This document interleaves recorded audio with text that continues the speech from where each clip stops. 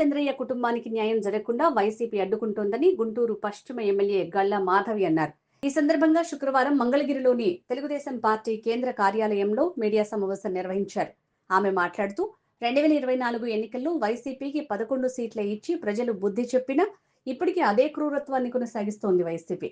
నా బీసీలు, నా ఎస్టీలు, నా ఎస్సీలు అంటూ గొప్పలు చెప్పుకునే వైసీపీ స్థానిక సంస్థల్లో అన్న ఎన్టీఆర్, ముఖ్యమంత్రి నారా చంద్రబాబు నాయుడు బడుగు బలహీన వర్గాలకు 34% రిజర్వేషన్లు కేటాయిస్తే వైసీపీ అధికారంలోకి వచ్చిన తర్వాత దానిని 24% కుదించింది.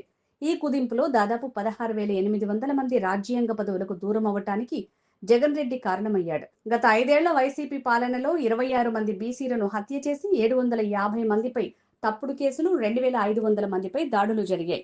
చంద్రయ్య బీసీ వర్గానికి చెందాడు కాబట్టే ఈ రోజు ఈ బిల్లుని వ్యతిరేకించాడు అన్నది చాలా స్పష్టంగా ఈ రోజు మనకి కనిపిస్తా ఉంది. అదే విధంగా శాసన మండలి సాక్షిగా బీసీల ప్రగతిని జగన్మోహన్ రెడ్డి డైరెక్షన్ లో బొత్స సత్యనారాయణ గారు అడ్డుకున్నది వాస్తవం కాదా అని చెప్పి ఈ రోజు నేను వాళ్ళని ప్రశ్నిస్తా ఉన్నాను. చంద్రయ్య కుమారుడి ప్రభుత్వ ఉద్యోగం రాకుండా అడ్డుకోవడం, బీసీలను నిజంగా అవమానం చేసిన తీరు కూడా చాలా స్పష్టంగా కనిపిస్తుంది. ఇది అందరూ కూడా గమనించాల్సిన విషయంగా నేను భావిస్తా ఉన్నాను. జగన్మోహన్ రెడ్డి పెత్తందారి పోకడలు ఈ సంఘటన ద్వారా చాలా సుస్పష్టంగా మనందరికీ కూడా కనిపిస్తా ఉన్నాయి. బీసీల ప్రగతిని అడ్డుకున్న వీరికి రాజకీయ సమాధి చేసేది బీసీలే అన్న సంగతి మాత్రం గుర్తుపెట్టుకోవాల్సిందిగా నేను అందరు రాష్ట్ర ప్రజల్ని కోరుకుంటూ ఉన్నాను.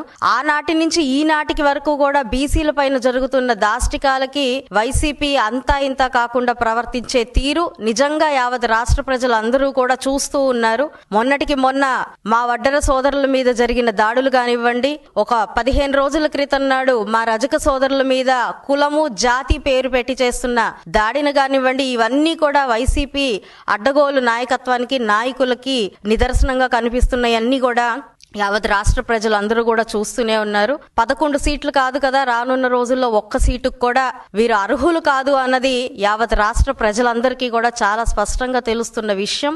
మరి చంద్రయ్య గారి కుటుంబానికి ప్రభుత్వ ఉద్యోగం రాకుండా అడ్డుకుంటున్న వైసీపీ నేతల యొక్క ప్రవర్తనని, తీరుని నేను ప్రశ్నిస్తా ఉన్నాను ఈ రోజు. ఆనాడు మరి వైఎస్ ప్రభుత్వంలో పిన్నెల్లి సుందరరామరెడ్డి గారి కుటుంబానికి నక్సల్స్ చేత చనిపోయిన ఆయన కుటుంబానికి ప్రభుత్వ ఉద్యోగం ఇవ్వలేదా అని చెప్పి నేను ప్రశ్నిస్తూ ఉన్నాను. ఈ రోజు వైసీపీ నాయకుల దాష్టికానికి బలైపోయిన చంద్రయ్య కుటుంబానికి, వారి కుమారుడికి ఉద్యోగం ఇవ్వడాన్ని మాత్రం అడ్డుకుంటున్న వైసీపీ నేతల యొక్క తీరుని నిజంగా బీసీ వర్గాల పట్ల వాళ్లకు ఉన్న ఈ యొక్క చిన్న చూపుని అద్దం పడతా ఉంది అని చెప్పి కూడా ఈ సందర్భంగా ప్రతి ఒక్కరికి చెప్పాల్సిన సందర్భం ఏర్పడింది. ఖచ్చితంగా రానున్న రోజుల్లో బీసీలకి అన్యాయం చేస్తూ ఉన్న వైసీపీకి మాత్రం పుట్టగతులు లేకుండా పోతాయని ఈ సందర్భంగా అందరికీ తెలియజేస్తూ